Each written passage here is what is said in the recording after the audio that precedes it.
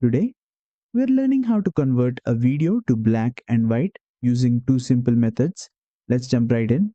First, import your video into the timeline. There are two ways to make it black and white: using a filter or adjusting the color settings manually. For the first method, go to the Filters panel, navigate to the Mono category and choose any black and white filter. Apply it to your clip and you're done. For the second method, select your video and go to the Color tab in the right side editing panel. Scroll down to Saturation and reduce it by dragging the slider all the way to the left. To enhance the effect, adjust the contrast and other color settings to fine-tune the black and white look. Once you're happy with the adjustments, play the video in the preview window to check the effect. And that's it.